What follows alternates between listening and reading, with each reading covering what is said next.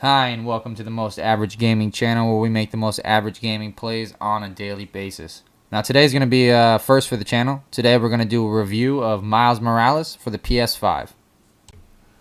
For my Miles Morales review, I am going to break it down into categories. First one being gameplay, then graphics, then I've got music, then story and characters, and in the end, I'm going to have a conclusion and kind of wrap it all up and give a final score.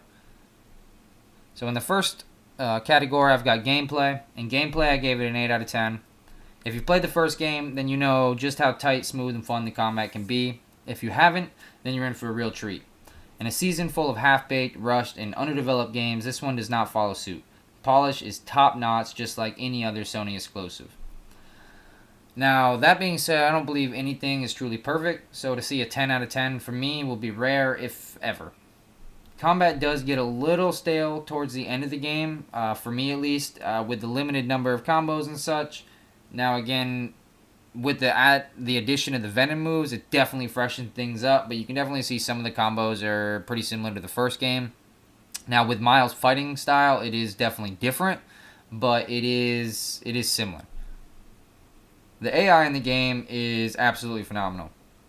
For a game that you're meant to spend like 90% in the air, fast-paced, and I assume most of you are probably never hitting the ground at all, then you're not really going to notice unless you just happen to follow a pedestrian around. Now, there is no day-night cycle, so people are definitely just on a loop, but it's a long enough loop, like I said, you'll never even notice unless you do follow that pedestrian around the city like I did. They did adjust/fix the stealth parts of the game, but I don't know, it's still just kind of lame being stealthy in a Spider-Man game. At moments, sure, but trying to take out a base of 30 to 40 people all stealthily, there is just way less stealth animations than there are combo animations and fighting animations, so it just gets kind of stale again.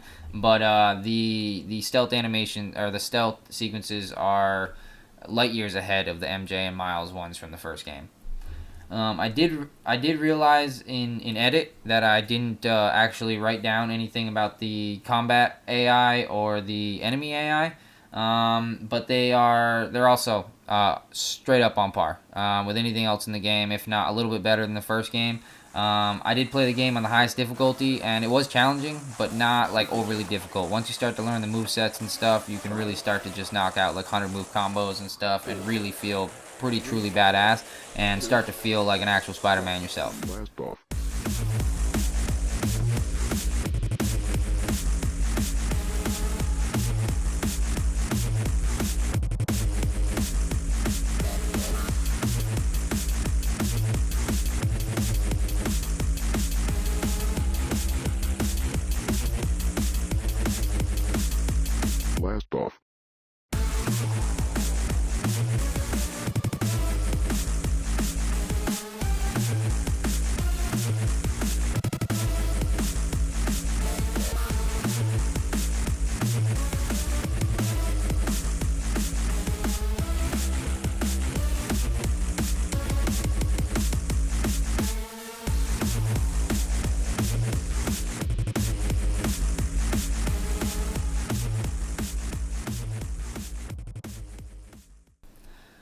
Next category, we've got graphics. In graphics, I'm going to give it a 8 out of 10. I'm going to try to keep this one short and sweet. The game looks absolutely stunning. Just phenomenal. Sorry, my video is only 1080p. That's just what the PS5 captures in. But this is truly a next-gen, current gen, I guess. A ninth-gen experience, for sure. 60 FPS plus ray tracing is amazing. The graphics mode, which has full ray tracing and it's locked at 30 FPS, is great. But after you swing around at 60 FPS, it's impossible to go back to 30. Now, does this game compare to a PC powerhouse when it comes to ray tracing? Well, no, not at all. And anybody who thinks it was going to, I'm sorry, you just haven't done enough research out there on what ray tracing and what things can do. First off, they're using AMD, which is already a generation behind NVIDIA when it comes to ray tracing. And two, this is a $500 box. The graphics cards that put out the ray tracing you see on videos and stuff like that, especially in NVIDIA videos, are $500 cards, which is just one part of the PC. So to compare them, well, that's just dumb. So don't expect any comparisons between PC and PS5. Now, if you broke out the software like Digital Foundry and I'm sure you could see the differences between performance ray tracing and graphical mode. But with my eyes on my 65-inch living room TV, I could not see a difference, except in the ray tracing reflections. The detail slightly dropped, at least on the 60 FPS mode compared to the 30 FPS graphics mode. The level of detail on the textures, though, are on par on both, in my opinion, at least from what I could see at, like I said, at eye level. The level of detail on the texture, though, speaking of which, is probably only beaten or comparable to like The Last of Us 2, Ghost of Tsushima, God of War, Death Stranding, games like that. And between those, I mean, it's that's kind of subjective on which one you think looks better, personally. And you're probably wondering why not a 9 or even a 10. Well, this early in the generation, yeah, this game looks great, but games are only going to look better from generation to generation.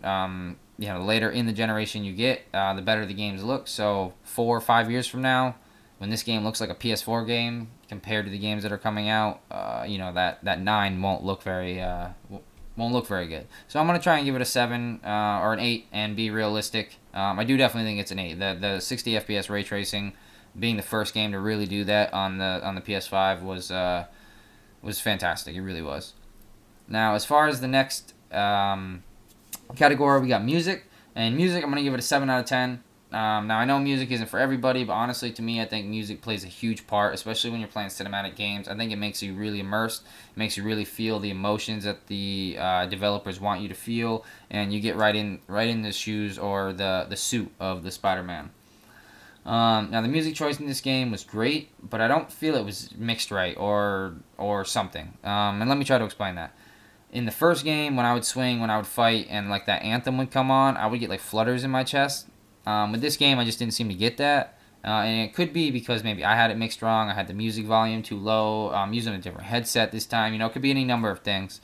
But as far as playing the soundtracks side by side, I actually enjoyed the Miles soundtrack a little bit more than the original Spider-Man soundtrack. So I don't know. This one's weird to me. So overall, I'm just going to give it a 7 out of 10. Now, as far as story and character goes, this is going to be the longest category for sure. This one I'm going to give a 7 out of 10. It's not an overly long game. It's not, it's not going to blow anyone's mind. It's, it's kind of cliche. It's pretty predictable. It's a classic superhero. But it is great. Because, wow, the feels. The feels, man. Honestly, through and through, I felt some sort of emotion the whole time. It was great. But it did take me like 2 attempts to get through the game all the way. Mainly because I am just sick of superhero stuff. Between the Marvel Cinematic Universe and the DC TV series, I'm just kind of burnt out on the whole superhero, shenanigans. But it is a great story. Other than the uncle side story, I thought was a little too cliche and pretty, like, the most predictable of the stories. But other than that, I really thought it was great. Finn is great. Honestly, absolutely loved her. I thought she was a great character. I've heard mixed reviews on her. And I think some people think it's unreal the way she reacted to Miles and the way the ending comes out. And I'm not trying to have any spoils here, so I'm not going to go too deep. But personally, if I was put in a similar situation as Finn, or I think a lot of you were put in a similar situation, if you really think about it, you probably would have reacted the same. Family and loved ones, especially losing them, something that right in front of you can really, mess with your psyche. This is the only way I can beat him. I need you to look the other way. Please. I can't. I made a promise.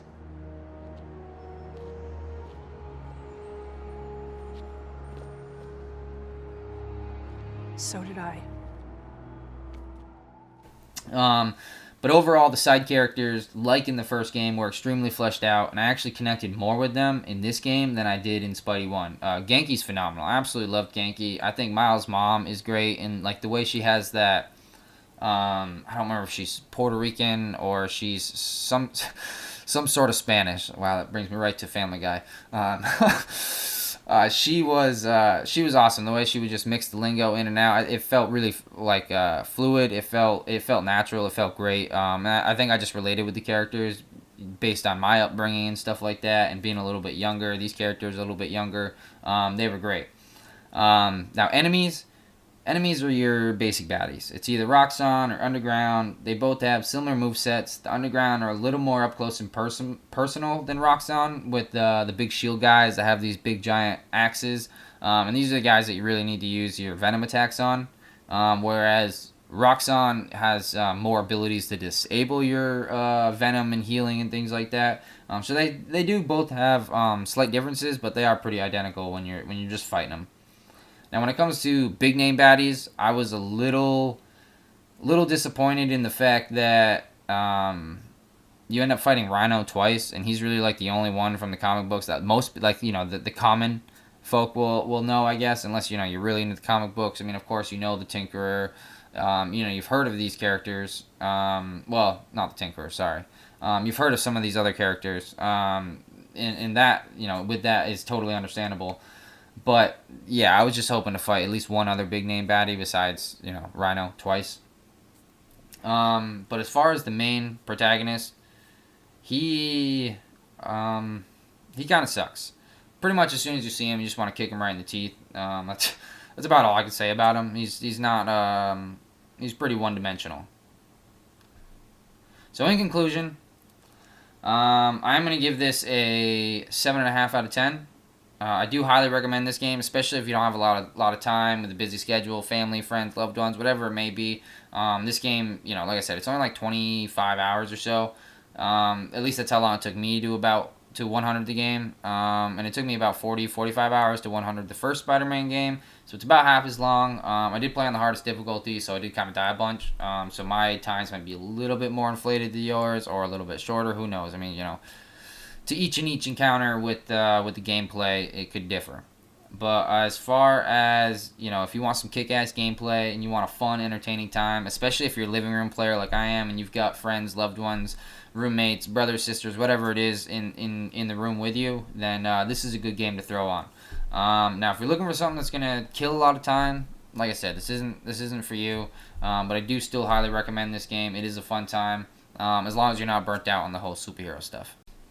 Well, thanks for tuning in to your average gaming reviews. This was Miles Morales on the PS5. If you like the content, please do leave a like. It costs you nothing and means a lot to me.